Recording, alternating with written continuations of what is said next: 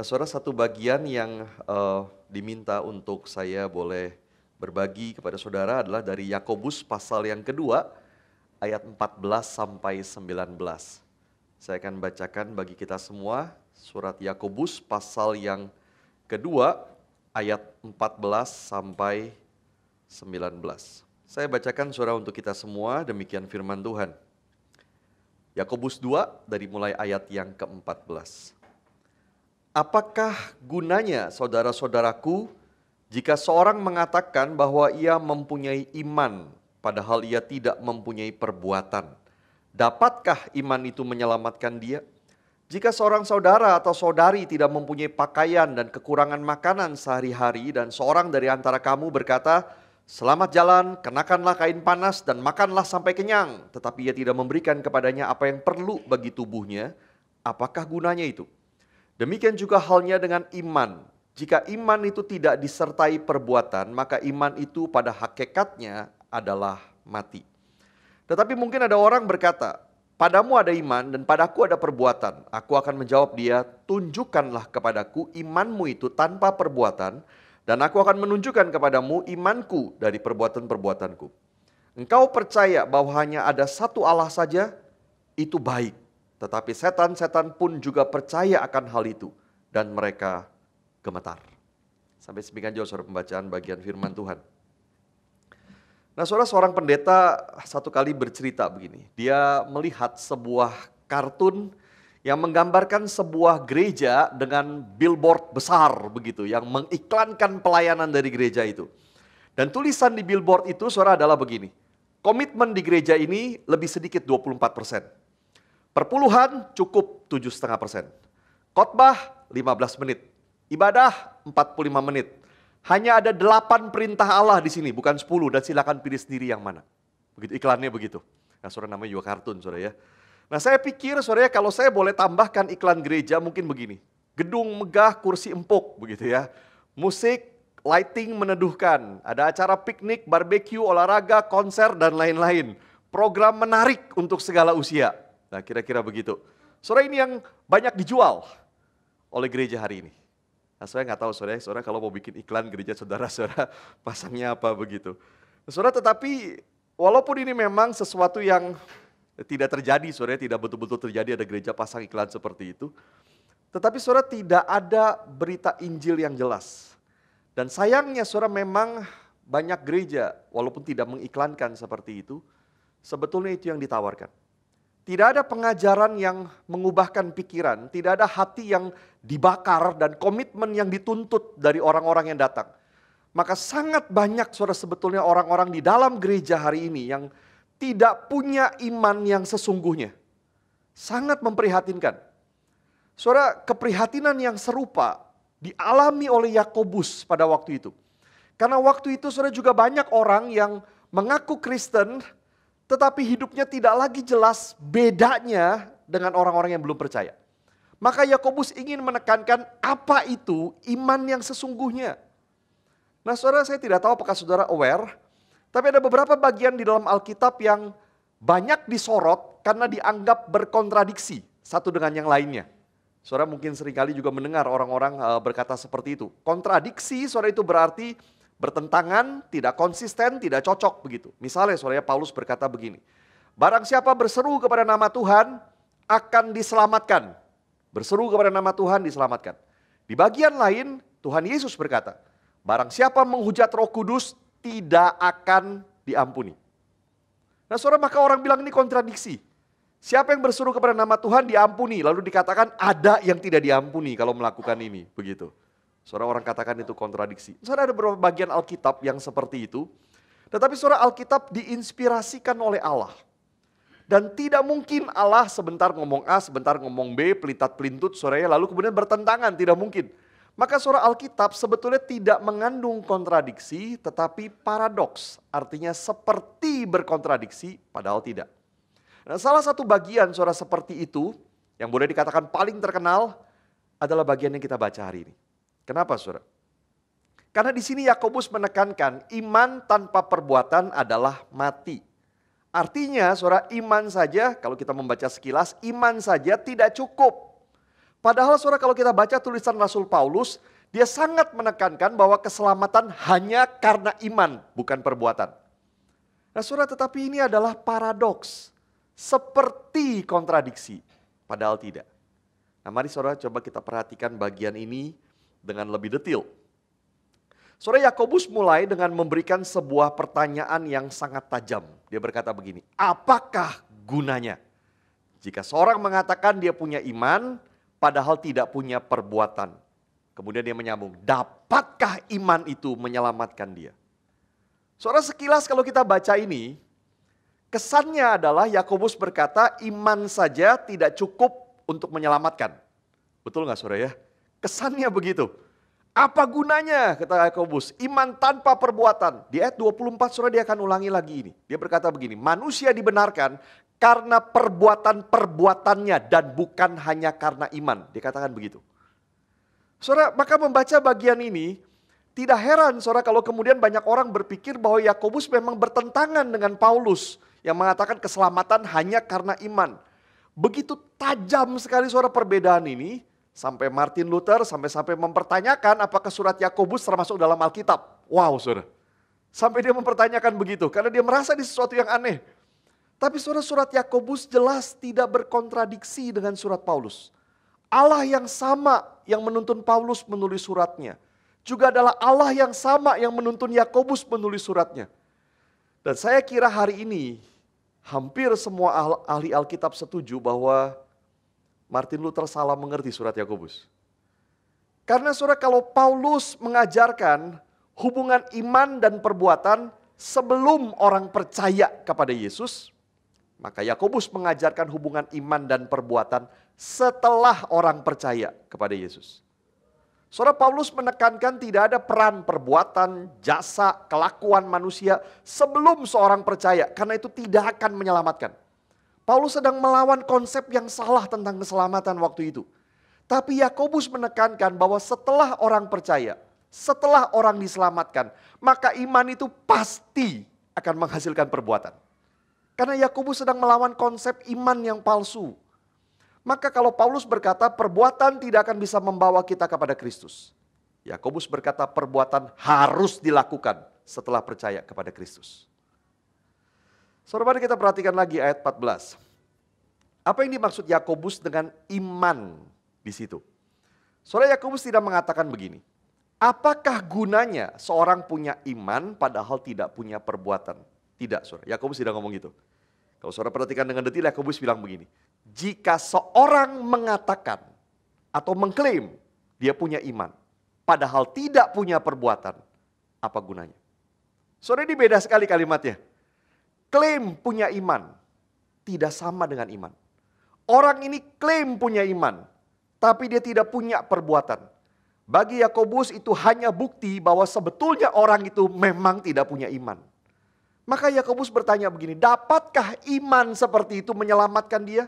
Iman yang sekedar di mulut, iman yang sekedar ada di klaim dia, tidak akan dapat menyelamatkan karena itu bukan iman yang sesungguhnya.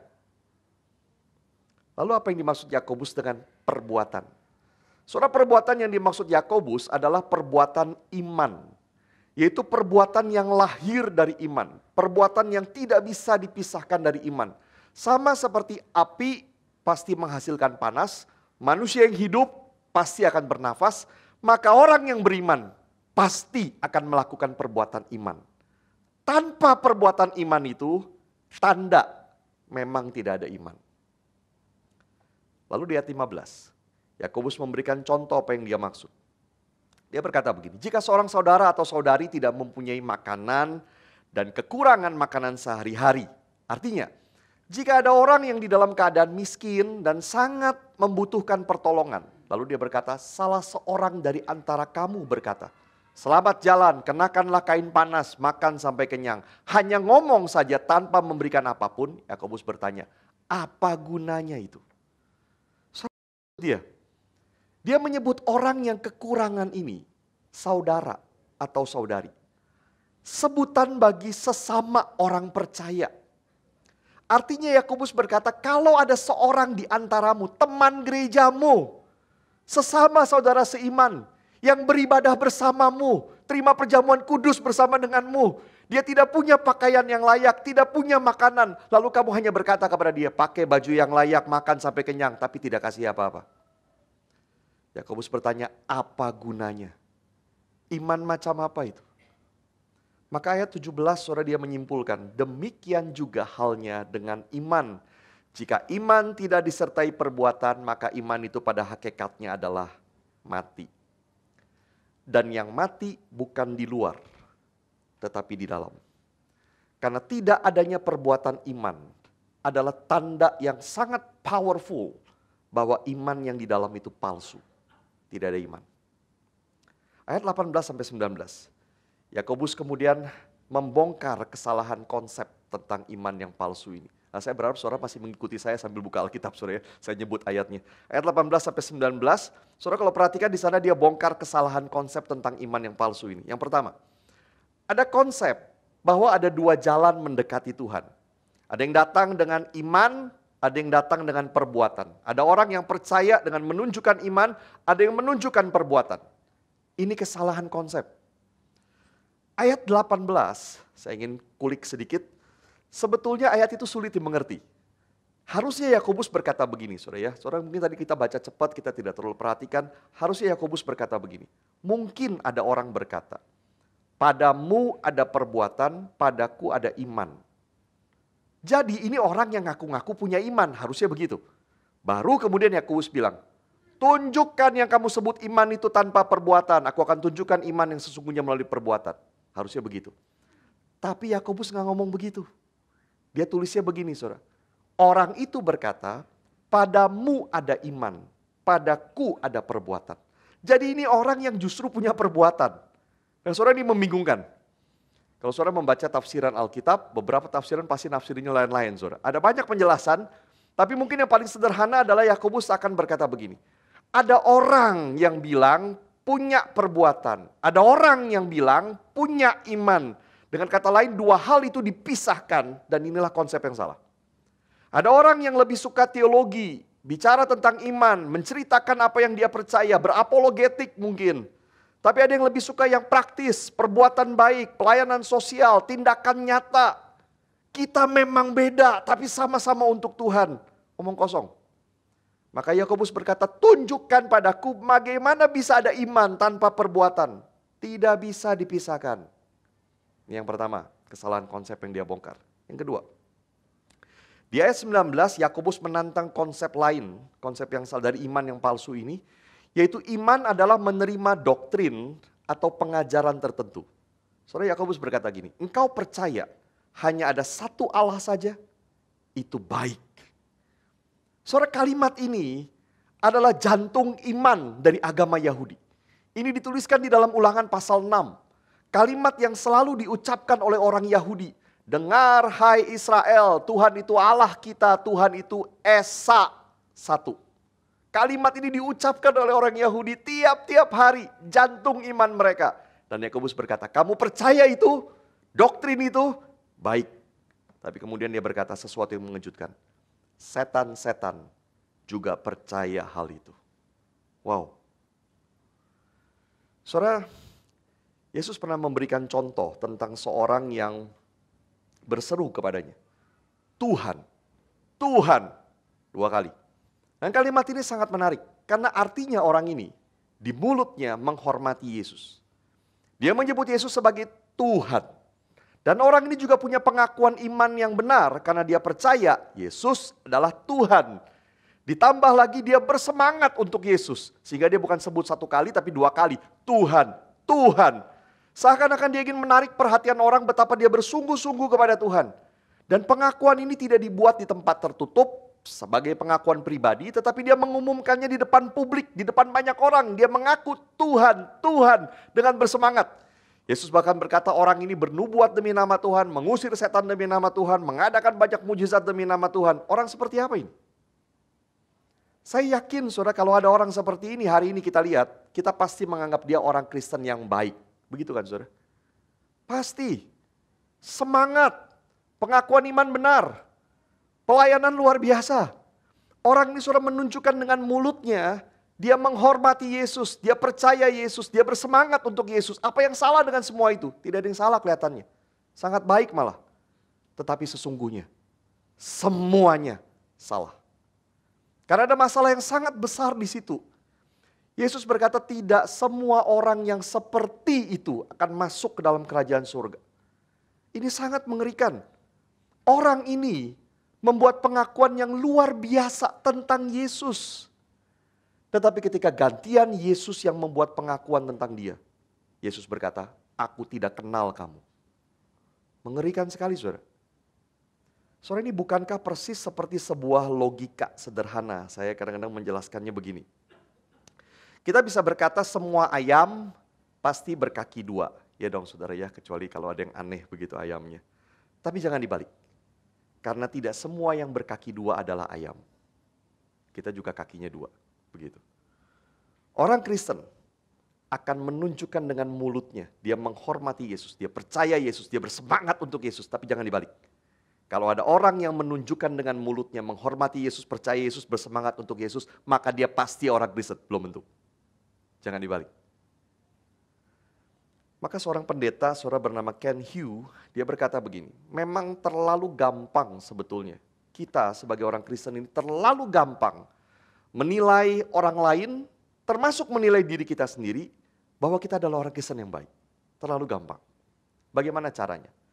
Saya sebutkan beberapa, saudara. Yang pertama, kita biasa menilai orang atau menilai diri kita dari kata-kata yang kita pakai. Jadi, Ken Hughes saudara menggunakan sebuah kisah yang menarik di dalam kitab Hakim-Hakim.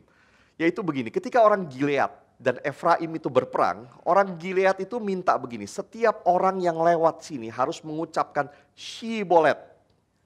Kalau mereka tidak bisa mengucapkan Shibolet, tapi mengucapkannya Sibolet, maka ketahuan dia pasti orang Efraim. Karena orang Efraim susah ngomong Shi begitu. Nah kita apalah gak tahu saudara yang susah buat kita. Dan dia mengatakan begini saudara ya, orang Injili hari ini orang Kristen itu punya Shiboletnya juga. Passwordnya yang sangat gampang ditiru. Sayangnya begitu, password kita terlalu gampang ditiru. Kalau kita ngomongnya sering pakai haleluya, puji Tuhan, pakai kata-kata rohani lainnya, kita sering bicara pelayanan. Bukan hanya orang lain, kita sendiri juga yakin kita orang Kristen yang baik. Celaka saudara. Password kita terlalu gampang. Apa betul saudara, kita orang Kristen yang baik? Yang kedua, kita biasa melihat orang Kristen yang baik dari kelakuan yang umumnya diterima oleh orang Kristen secara umum. Misalnya, tidak merokok, pakai baju jangan yang terlalu terbuka, doa kalau mau makan, datang ke gereja setiap minggu, berikan persembahan. Nah kalau kita lakukan semua itu, bukan hanya orang lain, tapi kita juga berpikir, kita orang Kristen yang baik. Apa betul kita orang Kristen yang baik? Yang ketiga, keluarga. Kalau orang tua kita adalah orang Kristen yang terhormat, maka besar kemungkinan kita dianggap sebagai orang Kristen yang baik. Saudara, konsep-konsep seperti ini menyebabkan hari ini ada sangat banyak orang yang perkataannya seperti orang Kristen, bicara tentang hal-hal rohani, kelakuan sepertinya persis seperti kebiasaan orang Kristen atau berasal dari keluarga Kristen, tapi sebetulnya tidak pernah percaya kepada Yesus. Ada banyak orang seperti itu. Tetapi orang-orang seperti ini dan orang-orang lain merasa dia adalah orang Kristen yang baik. Dan tidak ada orang yang berani bertanya kepada dia, apakah kamu percaya kepada Yesus? Saudara, di gereja kita seringkali menganggap kita semua orang Kristen. Dan kita tidak pernah tanya kepada orang-orang di sekitar kita, do you really believe in Jesus? Betulkah engkau percaya kepada Yesus? Jangan-jangan tidak. Saudara, kalaupun ditanya, saya yakin jawabannya akan selalu, ya percayalah, begitu kan, selalu akan begitu. Tapi apakah betul kita sungguh-sungguh percaya? Karena percaya yang sungguh-sungguh adalah percaya yang mengubahkan hidup. Dan perubahannya bukan sesuatu yang sifatnya kosmetik di luar, tetapi di dalam hati dan mengalir keluar di dalam bentuk tindakan. Memang saudara hanya kita sendiri dan Tuhan yang tahu apakah iman kita adalah iman yang sesungguhnya. Tetapi Yakobus memberikan tanda untuk menguji. Dia memberikan pertolongan, tools buat kita. Adakah perbuatan iman pada kita? Perbuatan yang didorong karena iman, keluar dari iman, belas kasihan, tindakan kasih, keluar dari dalam. Adakah yang seperti itu? Maka saudara, kita perlu untuk melihat lebih jauh, lebih dalam dari hal yang ada di permukaan hidup kita. Dan apakah kita sungguh percaya dan mengenal Yesus? Saudara, kalimat penutup dari Yakobus, bagian tadi yang kita baca, bagi saya sangat mengerikan. Dia berkata begini saudara, kalau kamu hanya tahu dan percaya doktrin itu, setan-setan juga percaya itu. Lalu ditambahkan begini, dan setan-setan itu gemetar. Oh saudara, begini ya, tidak ada setan yang ateis. Benar saudara, tidak ada setan ateis. Manusia yang ateis. Tidak ada setan yang tidak percaya ada Tuhan. Setan tidak ada yang ateis. Tidak ada setan juga yang politeis. Banyak Tuhan. Enggak, setan tahu hanya satu Tuhan. Mereka percaya Allah dan mereka percaya Allah hanya satu. Mereka percaya pengakuan iman rasuli. Mereka percaya keselamatan ada dalam Yesus. Mereka tahu cerita Alkitab dan percaya itu. Tapi tidak ada gunanya. Karena tidak membuat mereka menerima keselamatan dan tidak membuat mereka berubah. Tapi ironis. Karena paling tidak doktrin-doktrin itu membuat setan-setan itu gemetar. Ada dampak dari apa yang mereka percaya. Tapi hari ini ada banyak orang Kristen tanda kutip, mengklaim percaya, tapi tidak ada dampak sama sekali. Saudara, ironis sekali. Bagi setan kebenaran itu membuat mereka gemetar.